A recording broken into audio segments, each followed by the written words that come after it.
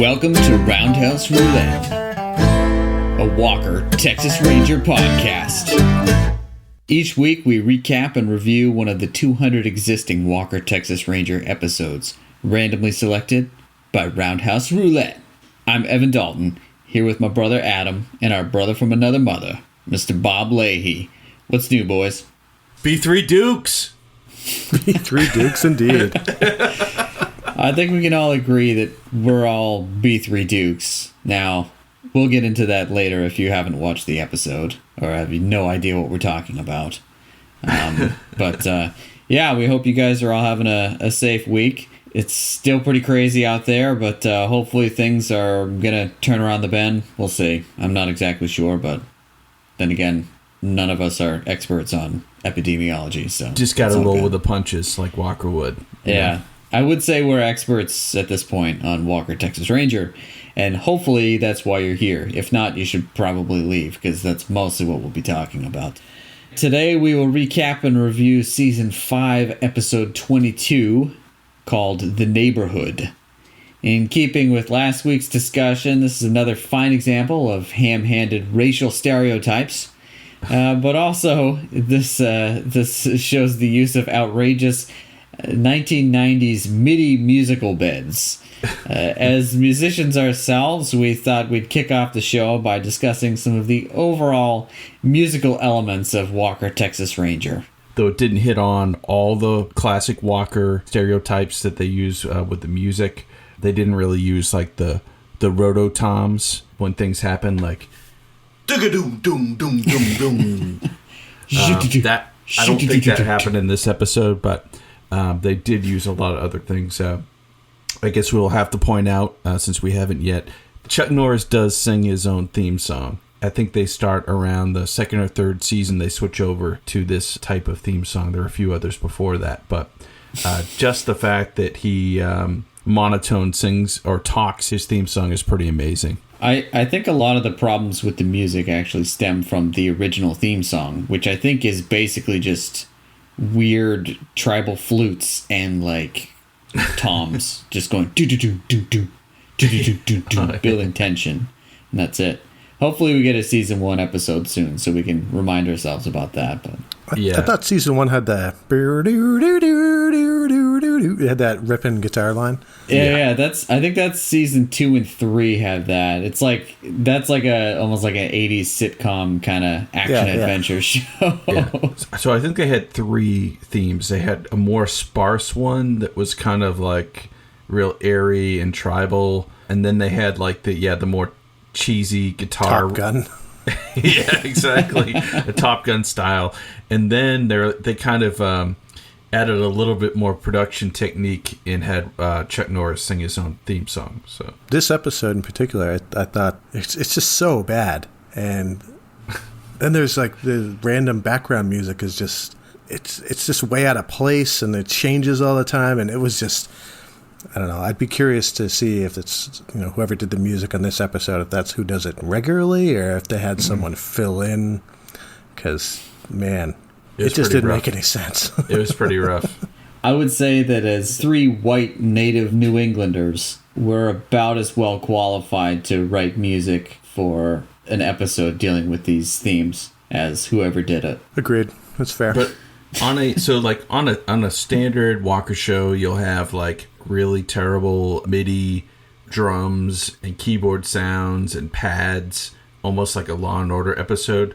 But somehow, like Law and Order, it doesn't really date the episodes, but whatever sounds they chose for Walker, it sounds like the 1990s incarnate. I think all the music in most of the episodes sound like 5 years before the episode was put out. That's one thing I've noticed too. Like the early theme song sounded like the 80s, even though it was the early mid-90s. Yeah. A lot of the music in this episode sounded like the early 90s, maybe even the 80s. It's weird. They'll have like these like electronic instruments, and then they're like, well, it's in Texas, so we need to add some Texas flourish. So they'll get like a dobro to come in and like add a few licks here and there, and you're like, oh, there was a tumbleweed. or occasionally, like, someone will say something, like in this episode, someone says something to someone else, and then there's it's like really dramatic, and then there's like this ripping guitar lick that's just out of nowhere. It's like that doesn't jive with anything else in the episode, but it was pretty sick. And it's just louder than everything else too. I mean, it's just like all of a sudden screaming guitar. It was like a high gain guitar. It wasn't a chill, like country clean tone. It was definitely it was screaming. Yeah, it was good. And then a lot of times, whether it's like the Native American episodes or the religious episodes, they'll have these like kind of reverb drenched improvisational, like spiritual vocal flourishes, as they do in this episode, where it's kind of just like,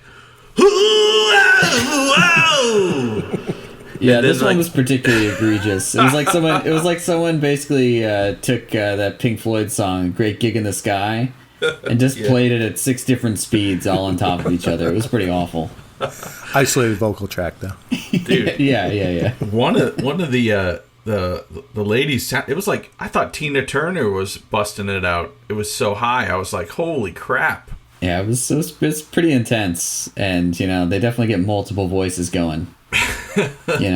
Another technique, as opposed to adding like the dobro, is they'll add a little flourish of the flamenco guitar just in there. It does happen sometimes, doesn't it? Another is they usually have a terrible original song with lyrics so literally reflecting the show's bare bones plot that it hurts to even think about. Yeah, this episode had a couple of those that were pretty awesome. It's time to dig into this week's episode.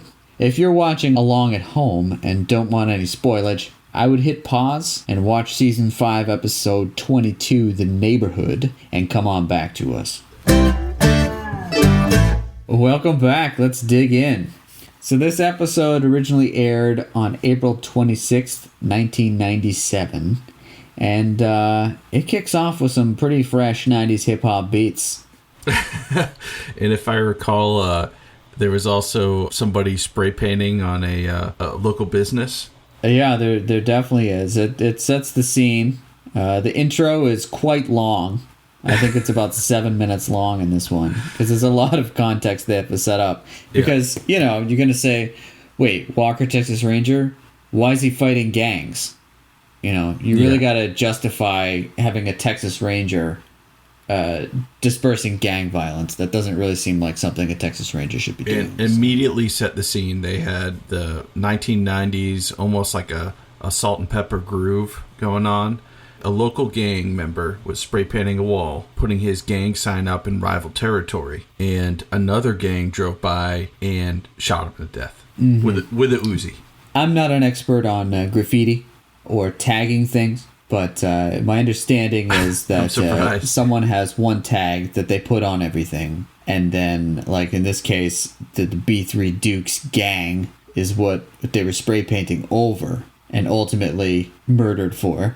Mm-hmm. But what they were spray painting over the B3 Dukes, they were just using red spray paint to put an X over it. Well, I mean, that's the most efficient way to do it. Unless the gang symbol is a red X, which maybe it is, I don't know. But they might have been that's how they disrespect the other guy. Yeah, it might have just been. It's the ultimate diss. So yeah, that sets the scene that the streets are very mean, and there's so much violence happening. And amongst this violence are citizen vigilantes trying to firebomb crack houses run by gangs. But someone's vigilantism catches up with them. Yeah, so I'll call him the old timer. He's had it, right? And the cops aren't doing anything to help him out. His name is Leon. Leon? Yeah. Leon, that's right. So Leon's just had it. And he gets some of the other old timers together, and they just go firebomb this crack house, I guess. And so the house burns down, and I guess that's it, right? So pretty much their whole point is the police aren't doing anything. We have to take matters into our own hands, and they burn down the local crack house that's in their neighborhood because they can't take it anymore. It has repercussions. Crossfire ensues. Yeah, and I thought that was going to take the episode a whole different way. And that was one of my complaints. I'm like, okay, well, So now this guy's he's gonna go after the gang members, Right. And Walker's gonna step in and take over. No, of course not. They definitely had their own vision for where it should go. Every time in this episode, you thought you knew what was going on, they just had like a bad twist. Not even a twist, just a bad change. It's like, oh, okay, I get it. This is predictable, but whatever. And then it's like, oh, wait, now it's this? So I don't remember exactly how we got there, but I think, is it the next scene where they're in church, or are they they're at the dojo? The dojo. So pretty much what happens is he and his wife are seated in Walker's karate class in dojo, which, has all the Save America's Youth posters in the background, don't do drugs, all that stuff. And their granddaughter is one of Walker's star pupils, and she's probably about like 6 or 7 years old. And I think she earns the brown belt, and Walker gives her the belt, and that kind of sets the scene as to how Walker knows these people. Now, was it at this point, or was it later that the girl's like, I love you, Walker? And he's like, I love you too. It might have been right off the bat, like after the presentation. Yeah, which is pretty good. It takes a lot to get that out of him. I don't think he ever says that to the woman he eventually marries in the show. No, yeah. The reason they did that was because Walker and the main cast of the show probably take up about maybe 5 whole minutes of this episode. This is like an after-school special that just happens to happen in Walker's neighborhood. Yeah, she really hijacks the episode, like a ton. Like this is like her show. So they were kind of like, oh yeah, Walker's really tight with her. Now let's go hear their story. Right. Now, don't get me wrong. She's like 10 times the actor of Chuck Norris. Yeah, she was very good. I mean, no complaints. But yeah, that's kind of how they got this whole story going. At some point, they end up in the church. That's right. Oh, she had just done the solo with the choir. Yeah, so let's talk about that song, all right? After the dojo, somehow they end up at church. And, of course, she's, like, singing in the choir. You think, here's an opportunity for the music to get at least, like, respectable. At least, like, do that style some justice. I don't know. It really rubbed me the wrong way. I mean, I thought it gave her a really pretty good showcase to show off her vocal prowess as a 7-year-old. And they really did feature her there for about, I did check my watch a few times because it was pretty long. Yeah, I mean, they did at least get the crowd to clap on 2 and 4 instead of 1 and 3. I was worried about that. Did you guys notice how awkward Walker was just sitting in the I was going to say it showcased Walker's lack of rhythm. Yeah. That might be his weakness. CD was there too, right? Well, it might have been, So my question is, right, why are CD and Alex and Trevette coming to like the dojo graduation ceremony at Walker's dojo? Like, they see each other all day at work or after work. They don't have to go to this dojo where Walker is working. Like, they don't have to be there. On the same token, why are they all in church listening to gospel music in the front row when they don't know anyone there except for this girl? Yeah, I think Trevette in the last episode said that he was married to the badge. So that could be, I can understand why he was there. But if CD also felt the same way, I could see why he was there. CD should be home going to bed. So, yeah, what happens after church then? Leon, his wife, and Kyla are leaving, and they're walking up the street. And I believe Leon and his wife had a little interchange about, we need to protect ourselves and take care of this neighborhood. And she said, no, violence and violence is not a good combination. It just begets more violence. The B3 Dukes somehow find out that Leon was the one who firebombed their crack house. And they send a pretty sick ride up the street. And is this that car? This car is badass, I gotta say. It's a Caddy. Oh, yeah. Yeah, Cadillac. Is this the one with the gold windshield wipers? No, this is the one with it's like gray and the tires. Right. It's clearly like it's got hydraulics, but they don't want to use them.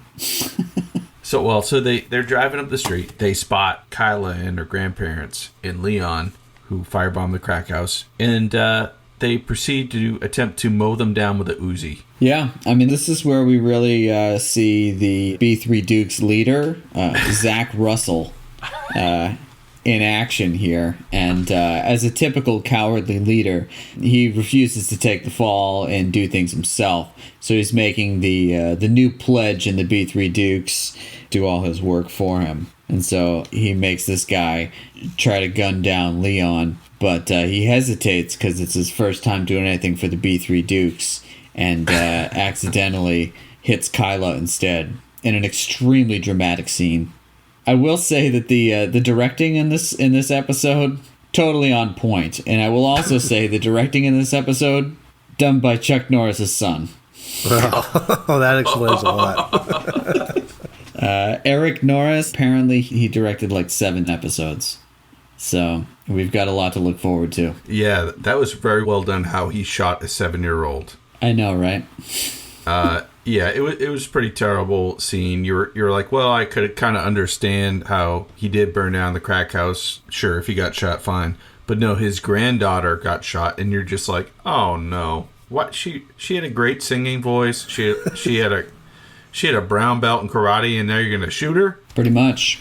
Or at least they poured a ketchup packet on her white dress. Yeah, it didn't look very realistic, but that's not what we're here for. A little fluorescent. Kind of look like cranberry juice. So they flash forward to the hospital. Well, no, actually, they go to the theme at this point. That's right. That's right when they cut to the theme song, and that's like 7 or 8 minutes in.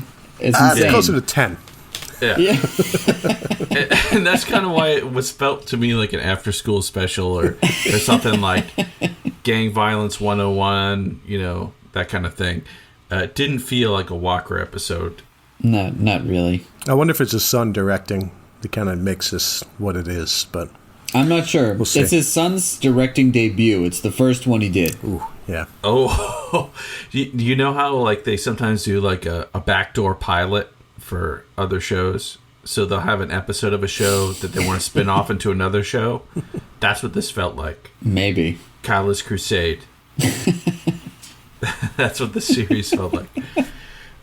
Which they actually do in Walker later. So yeah, the theme song cuts in, and that's when the credits start rolling. And after the theme song, we cut to the hospital where everyone's waiting with bated breath. Of course, she means so much to CD and Alex that they're there as well. But a doctor comes out with approximately 0 bedside manner and says, well, she's bleeding on the inside and we can't stop. So, and then he just like drifts away. Yeah, he kind of was like on a rolling platform. They rolled him in and out or something like that. And you only saw like the side of his face. They're like, we really don't want to pay this guy. He actually to me, he was like, they almost were like shorthanded and didn't have enough actors, so they asked like the lighting guy to play a doctor in this one or something. But anyway, he pretty much comes in and says, there's no hope, she's gonna die. So that obviously sets everyone into a tailspin. Walker then calls out Leon and says, hey, I know that you firebombed that place and this is your fault. But then he says, don't use violence. Then Walker resorts to violence. In a section that's a sort of a recurring theme in a lot of Walker episodes, and what I like to call the shakedown. This is when they're in the park? Yeah, right? Yeah. So the B3 Dukes are hanging out in the park, and what happens? There was some remorse when Bobby Miller, the young pledge for the B3 Dukes, he's like, I shot a girl, man. I shot a girl. That's right. And they didn't actually get Leon, so they were upset that he didn't get the guy that they were trying to get. And then Walker and Trevette showed up, right? Now, the way Walker shows up is amazing because it literally, there's like one concrete pillar that is behind that's behind the main bad guy who's in the gang, the B3 Dukes. And Walker kind of like just appears off the side of the concrete pillar. So like you can't see to the left or the right. It's almost as if he was like hiding behind it and just was like, oh, hello. And he overheard them like basically talking about the crime. Yeah. But then goes into this thing where, we'll get you. It's like, well, you just heard them say that. But he goes in and confronts them, and then Trevette shows up, or Trevette kind of peeks around the corner. the leader there like made fun of Trevette and made fun of his like white guy voice. Yeah. That was actually funny. That was pretty good. That actor did it pretty well. I would say that their gang leader, Zach Russell, played by Stoney Jackson. Stoney Jackson, I looked him up. His claim to fame is he plays a character called the Trickster in a movie called Black Scorpion 2 Aftershock. Look up the trailer for that sometime if you really want to be entertained. That is out of control. Yeah, he did something like, "Ooh, and you're gonna get a worker." I forget what he said, but it was so awesome. Yeah, he's pretty good. But I love it. They're just sort of this amorphous quote gang end quote where they just hang out. They're just like endless liquor bottles everywhere, and they don't really do anything. They just hang out. They all wear like blue bandanas, like I'm wearing right now. Yeah. So that's why you're wearing the bandana, right? B3 Dukes for life. Are you in the B3 Dukes? Yeah. I'm not going to give you the sign. I don't want you guys to be able to come into the meeting. So, Walker tries to shake him down, and they say, "What are you going to do?" And then Walker just, like, punches him in the face. Yeah. I expected a full-on brawl at this point. Yeah. Because I was like, okay, here we go. And then it just really kind of de-escalated, and then all the guys were like, holding him back. Not Walker, they're holding back the gang leader. Right. Yeah, and it was really, nothing really happened, and it just kind of fizzled out. And this typically happens in a Walker episode. They have what Evans termed the shakedown. He kind of says, "I know what you guys are up to, and I'm going to get you." Mm-hmm. And then someone mouths off to Walker, and he gets a swift punch, and that's kind of it. And then the full-on battles at the end of the episode. So after that kind of, I'll get you moment, they cut back to the hospital, and I brought it up here, and I just noticed they also brought back the credits came back. Yeah. So the credits went away. They had finished. They take a break from the credits during that whole thing. They come back to the hospital. Credits come back. We're now at like 12 minutes, and this is the scene which I thought was pretty intense. Not really well done, but this is the girl looks like she scene. has a breathing tube, right? Yeah. So she's like, it's like a feeding tube or breathing. It's probably a breathing tube. It looks like a breathing tube. It's like attached to her face, and she's on the machines all hooked up, and it's not looking good. She starts like convulsing and everything, and then I think the machine flatlines, right? Yeah. And And her grandmother's sitting there, and I'm like, she realizes her granddaughter's convulsing, and she hasn't flatlined yet. And I'm like, go get somebody. Right. Call a doctor. Call a doctor, please. There's probably a button on the wall that you can hit. Right. Or nowadays, if those fluctuations happen, doctors rush into the room because they know what's happening. Yeah. So she doesn't do anything. She just stands there and watches her die. Right. Well, turns out she made the right decision. Yeah. Because in steps God. So after she dies, because she literally flatlines, right? Yeah. Mm-hmm. The grandmother gets down on her knees and says a prayer. Then her child starts glowing. And makes a complete, total recovery. She even removes her own ventilator tube from her mouth and tells her grandmother, "Don't worry, it's all good. I saw an angel, and it's fine." And of course, right at the moment that she's glowing, Walker walks in, and the doctors are all standing out there. At that point, I'm like, why are you not at her bed right now? That's crazy. There's glowing light coming out of this room, and you're not going in to see what's happening. And you notice in this episode, anytime there's a miracle or mention of God, Walker appears. Yeah, that's no accident. Walker saw the light too.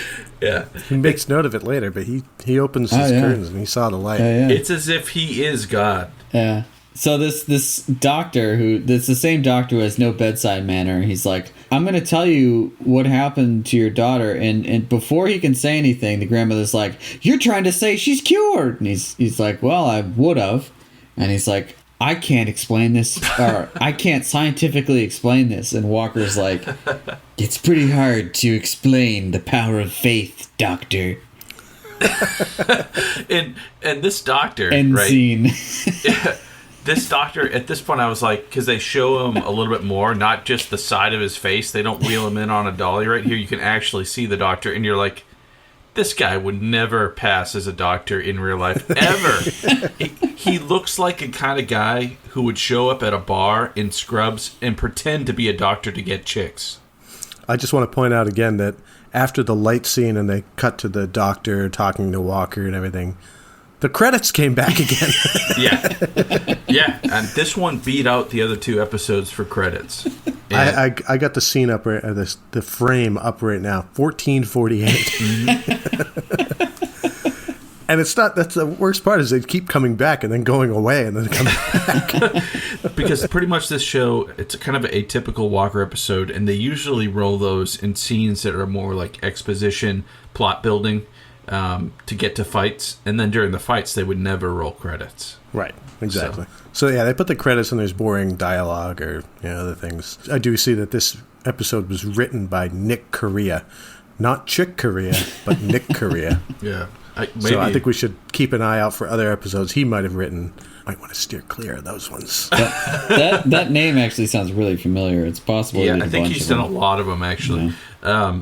But this is really our first experience with divine intervention in a Walker episode, and I think it's very important that we note that, and it does happen a good number of other times. And when it does happen, it's not subtle. We're talking a child was glowing, gospel music played, and she came back to life. Like it's not subtle. After she was shot in the heart earlier. Yes. So as Bob implied, the credits came back, which means that boring dialogue is happening. This is typically where most of the demographic of Walker, Texas Ranger would have fallen asleep by this point. And I'm not actually sure they would have woken up again in this episode, but... it's pretty but yeah, basically we learned that this child saw an angel. It was beautiful. They keep saying that. And she basically said that Walker was going to help her put an end to the violence on the streets. And so Walker's like, well, I'm being called by an angel to do something. Not the weirdest thing I've been asked to do. Let's do this. So he tries to go straight to the person who shot this girl, straight to Bobby Miller's house, which oddly enough is outside of the city, like a long ways out of the city. And I think this scene, they were trying to show how youth join gangs and the reason why they join gangs, which maybe we should get into this now. Like, imagine you love Walker, Texas Ranger, right? And you can't wait for it to be on. And you are dealt this episode so that you sympathize with African American gangs. And that's what they're trying to do, to show how youth is turned to gang life and how it's so hard to get out. And that's it. Or easy to get in. Yeah, it's easy to get in because the gang becomes your family. Yeah, man. Also, when he's driving in his truck out there's something really weird going on with the image. Like right now, I've got a virtual background. It looks like that. It looks like he's green screened into the truck. Oh yeah, you can see his seatbelt's behind his shoulder. It doesn't. It's very weird. Usually they green screen the outside of the vehicle. Right. It's like they just put him and the green screen is the truck. It's very weird. Yeah, that's really weird. All right, we're getting too bogged down in the details now. No, it's the little details that make the show so great. The one thing the doctor pointed out too about Caleb being shot was that it was a heavy caliber load that did it. So. Yeah, right. That's pretty important. He was reporting for a news reporter, right? She's with, I don't know, let's say she's with Channel 3 maybe. And she has been pretty much reporting about this whole story throughout the whole episode, and she continues to report about it.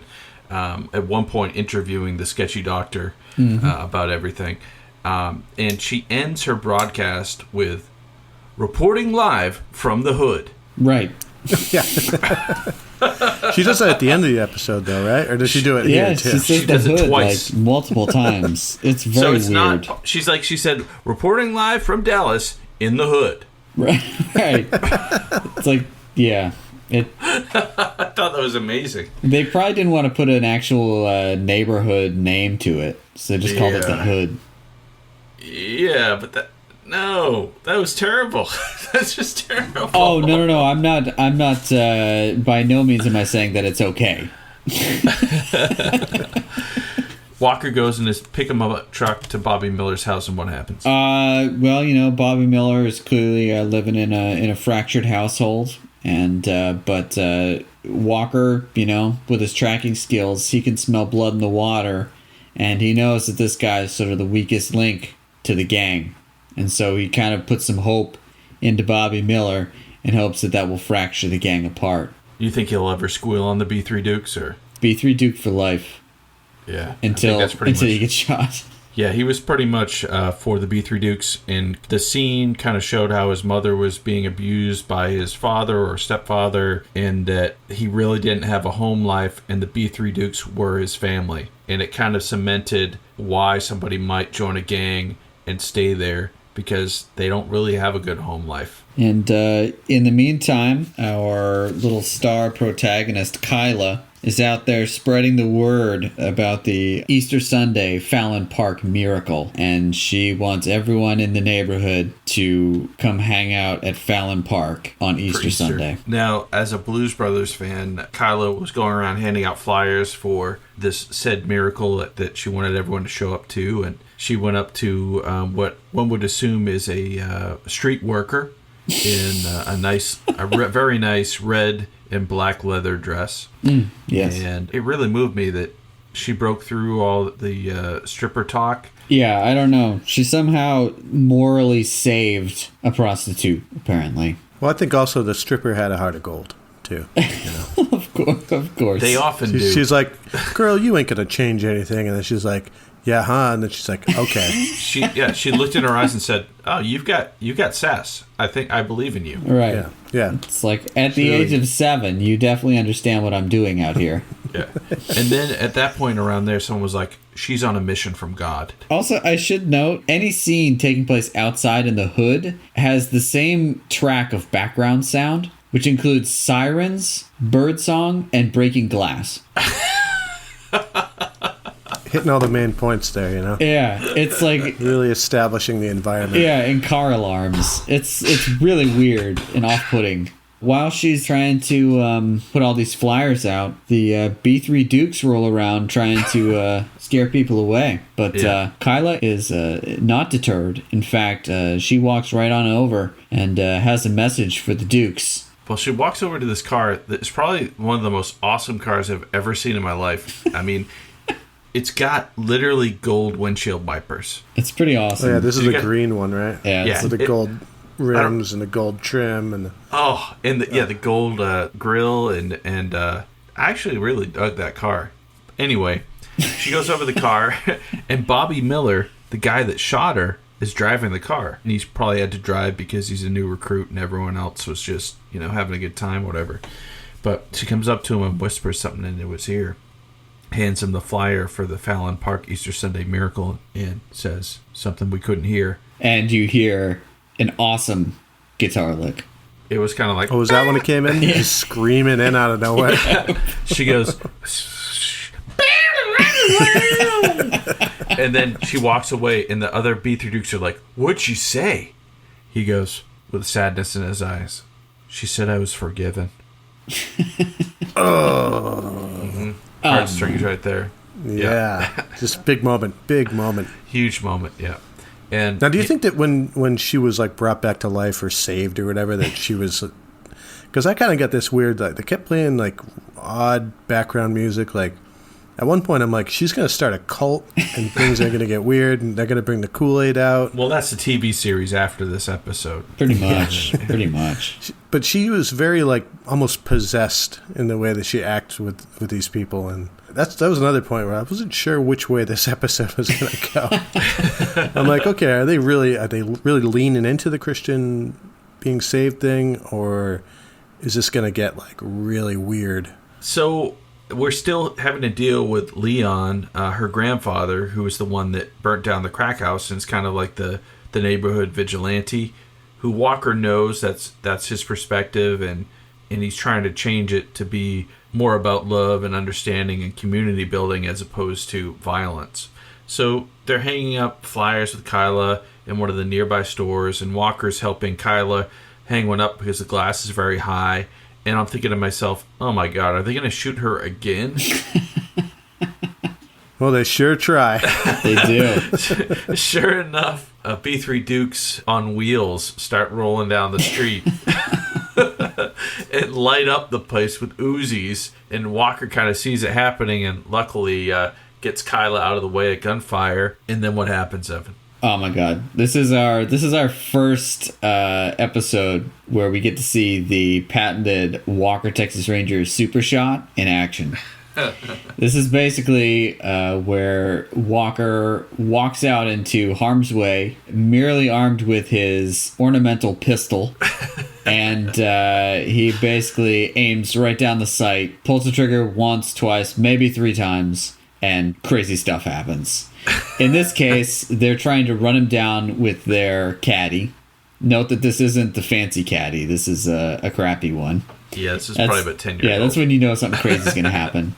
They're about, 70 feet away from him. He pulls the trigger 3 times, aiming at the hood of the car. The hood of the car flips up, flames underneath, right?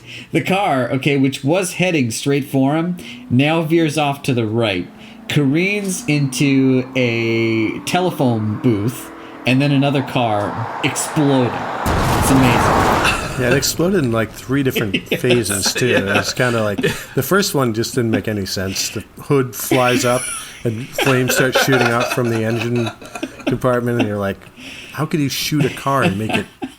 Maybe he loaded his gun with incendiary bullets or something. Okay, so now help me with this, guys.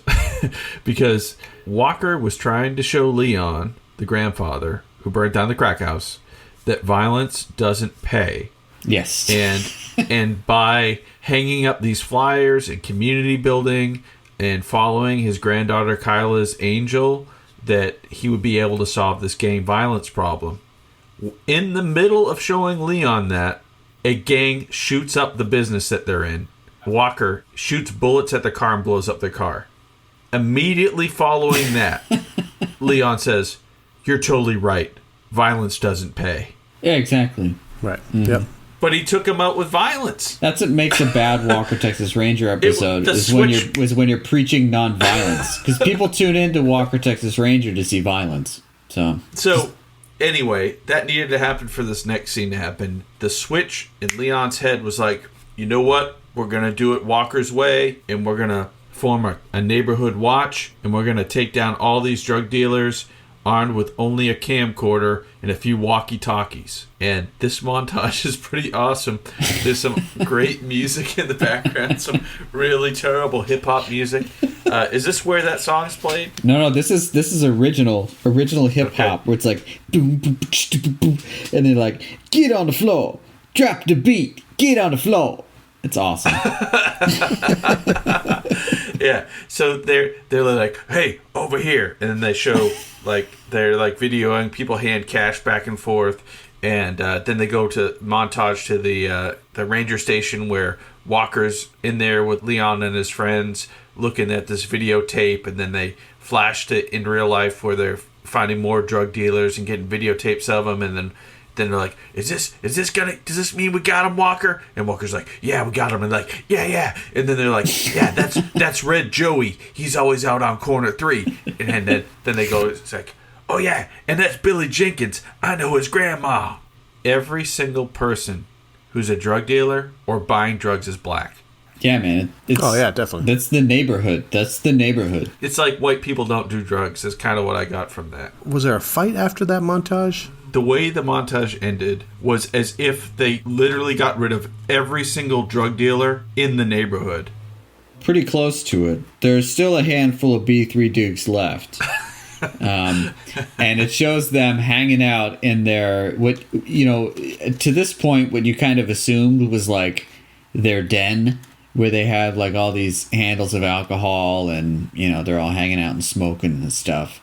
And then it pans over, and it's clear that their hangout is like a children's playground. Yeah. It's like this random gazebo in the middle of a big open park.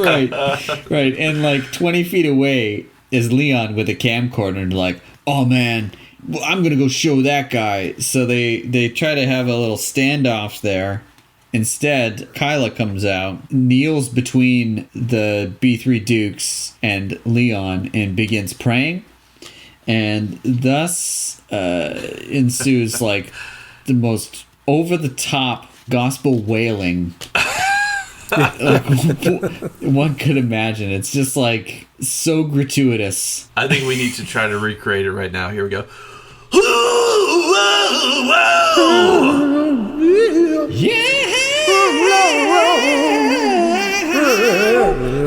Jesus, Lord! Whoa! Yeah, like that. Just like that. Like that, but for longer. At which point Leon says, "I think you see this is much bigger than you." And then the B3 Dukes decide to back down this time. But not for long. No, they've got their final move. They regroup and then they decide that, you know what, we got to kill that little girl. Or are they going after the little girl? Or are they going after her grandpappy? I think they're going after her. Like, it's I think they're back to going after her. It's not clear. I think it was at this point that they said, "You got to put a cap in her butt," because they can't say ass. So yeah, they go to make their final move, but little do they know the seed had been planted in his head by Walker and Bobby Miller. He had a little glimmer of hope still left in him. He had been forgiven, so he decided he had to warn the Texas Rangers that this was going to go down. This being 1998 or something. Cell phones, not super commonplace. So instead of using a cell phone or a house phone somewhere, Bobby Miller spent 20 minutes running to the nearest payphone to a song that said something along the lines of "Run into the hands of the Lord." Yeah, it was an original song for the show. Yeah. That was like, oh, he's going to be running to a payphone, so can you kind of make him a redemptive track? Oh, ripping guitar too, pinch harmonics. Run into the hand of the Lord. So he warns the Texas Rangers. Then what goes down? That's when they finally meet up with him, right? Or she's final there with her showdown. grandparents, and the gang comes in and surrounds them from behind. And Kyla actually had a premonition that they were going to be confronted before the B3 Dukes surrounded them. Oh, that's right. She saw the sun. Right. She was ready to go. She was like, "All right, I had a good run." Yeah. And, no, Bob. She wasn't ready to commit suicide again, man. She was no. She was. She said she thought she was going to die. No, she didn't. No. I thought she said. Didn't she say that to like her grandmother and be like, "It's okay." No. Everything's gonna be okay. She was reassuring her that everything was going to be fine. Look, okay. Can we watch the same episode here? No, but she like looked at the sun gets like cloudy, Yeah. you know, Exactly, and it's like, yeah. Uh-oh, something bad's gonna happen, Right. And she goes, "It's gonna be okay." Yeah, that's how I interpreted that as She's gonna she saw die the sun and it's going gonna be there. She's okay. like, now I'm actually really gonna die, but I'm gonna tell my grandmother it's gonna be okay. Don't worry about it. She was gonna do like a Jesus kind of thing. Dude, she was kind of creepy at this point. Like, at this point, she had gone beyond creepy, in my opinion. She did have a really creepy effect to her. Yeah. She was kind of like... I couldn't tell if it was just a bad kid angel actor. was the most beautiful angel I've ever seen. And you're like, okay. No. This happens all the time in shows like this because it's just bad writing is what it is. They don't know how to write for an 8-year-old kid, so they write like an adult. But it just comes across as like the kid being possessed. Anyways, push comes to shove, and Bobby Miller comes in just in time to get in the way of a bullet from Zach Russell, leader of the B3 Dukes. And he sacrifices himself for Kyla. And at that moment, Leon gets a hold of Zach Russell, slaps him across the face in the hood of a truck, if I remember correctly. And he starts savagely beating on him. Yeah, that's where the sound effects got good. Yeah. And really, that was like the only punching in the episode. Besides the beginning, there was that like one hit. So yeah, there you go. The girl's safe. Her grandmother's safe. What's his name? Bobby Digital. He went to the... Bobby Miller. He's in the hospital, right? Yeah, Yep. Bobby Miller's in the hospital, and, he got shot through the back, but he's fine. Yeah. Yeah. And Kyla comes and visits him with Walker, and Bobby's mother's there, and she's like, your evil dad's gone, and it's just going to be the two of us, and it's going to be better, and you don't need the B3 Dukes anymore, and we're going to have a new life. And he's like, one more thing, Walker. I was the one that shot Kyla. And then Kyla says... She says, like, not anymore. What? It's like, yeah, something like that, something to that effect. I'm like, wait, he's still going to be prosecuted, right? It sounds like Walker was going to let it slide. He's like, yeah, that's cool. And then they flash to the TV again, and that same reporter who is up there, and she goes, we're here to talk about the miracle in the hood. Unbelievable. So yeah, they have this concert in the park, and the remaining B3 Dukes come, and for some reason walk towards everyone extremely menacingly. But then the predictable softening of glances, and everyone takes off their bandanas and joins in with the gospel singing. And there was a true miracle at Fallon Park on Easter Sunday, yeah. as called by Kyla and her angel. And in keeping with the angelic oversight, the last shot is a really weird shot from overhead of the stage, and it zooms out, kind of like an angel is watching. They definitely had a dolly doing overhead shots of Kyla jamming out with the choir. It's really odd. Like, they do these really, like, zoom down, like, a bunch. It was like... That's the Eric Norris effect right there, man. It's like, well, that's outside of the box thinking. We've got this crane. We better do a bunch of crane shots. Some of it may end up on the cutting room floor, but it may work. Well, I'm sure I'm not alone in saying that the true miracle at Fallon Park was the ending of the episode. Yeah. Yeah. Oh, Lord. Oh, yeah. Oh, the episode's over. A little miracle in the hood. Yeah. The girl, Kyla, didn't she? I had the notes here that she said, join us. Which, again, she's like, join us. And then everyone's like, okay. And they take their bandanas Yeah, off. she did. She did. They all drink from the Kool-Aid and they all die. Oh, they didn't all die. And Walker and Kool-Aid, CD are like standing in the front row. They literally didn't do the anything miracle. this whole show. Okay. Mercifully, that sums up this episode. Let's turn to the stats here. As far as stats go, for a podcast named Roundhouse Roulette, we like to check in on how many roundhouse kicks were thrown, and unfortunately, there are absolutely none in this episode. As far as fights, I've got 2 fights. Does that really count for you guys? We got the shakedown, and then we've got kind of the altercation at the end. I don't know if you really call either of them a fight. The first Not one is really. one punch thrown. The first one it's one punch That's right, thrown, okay. and then he kicks the big thug in the stomach. Yeah, I would call that like the only fight, because the other one is just the other guy just got pushed into a car, and Yeah, Leon was wailing. I feel on like that guy. Yeah, he was. I'd say 2 fights, man. all right. So as far as explosions, I have the crack house and I've got the car. All right, so we have 2.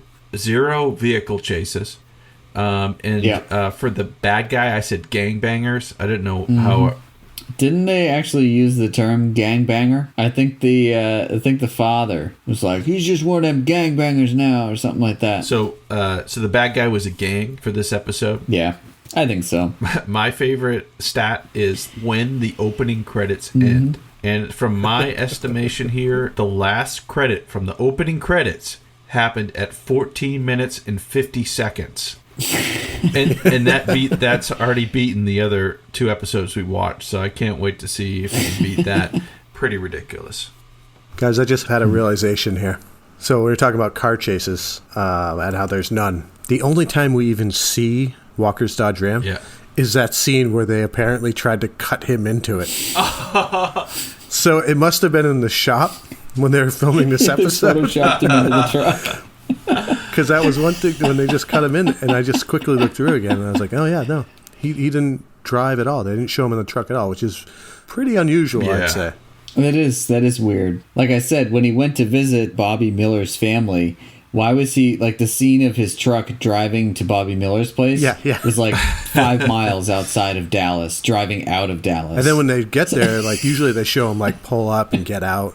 Right. Or when he leaves, like, there's a lot of those shots where he's, like, getting in and out of the truck or, parking. None of that. He's just there. They're renegotiating their contract. Maybe they were on the outs with Dodge at that point. He's like, yeah, we'll take the truck out for one episode and see if their sales dip. They probably did. Well, so I think we've wrapped up summing up the episode. Let's get to our rating here. On a scale of 0 to 10, how would you rate this episode, Evan? Quite frankly, this episode really just doesn't feel like an episode of Walker, Texas Ranger. He's in it very minimally. He doesn't do any of the stuff that Walker, Texas Ranger normally does, like beat people up or beat people up. Yeah, the whole show was hijacked by this weird child and this strange religious cause that kind of doesn't seem to fit in with Walker, Texas Ranger. And like I said earlier, it seems like a great conflict to have the show that's all about, like, shooting and beating people up and then be preaching for nonviolence. So I would rate this one pretty low. I'd say a generous 3, and that's because it had a super shot in it, which was awesome. Yeah. That was, like, the only redeeming quality of this episode. Because even when they burned down the house, that wasn't even really that good. Yeah, it was lame. The super shot in the car was great. There was, like, multiple random flare-ups. It wasn't even really explosions. They were just, like, flames shooting out for no reason. Yeah.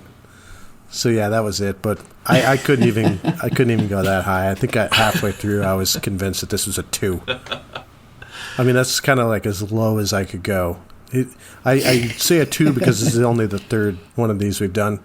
So yeah. I feel like we're going to see some real stinkers, but this one certainly is one of them. Yeah. All right. Yeah, I give this one a 3 because it was pretty ridiculous in a number of aspects, especially how they literally had divine intervention bring this girl who got shot in the heart and died, then came back to life right before Easter. And that gives this episode a Roundhouse rating of 2.666 boots to the face. Well, I know we can all agree that the neighborhood, a.k.a. the hood, is now better off thanks to one brave, possibly possessed little girl, Faith, and Walker's swift but reverent Texas justice. Let us know what you think on social media about this episode, or by emailing us at roundhouseroulette@gmail.com. When we come back, we'll spin the Roundhouse Roulette to select, hopefully, a better episode for next week's show. All right, Bobby, you gonna spin that wheel for me?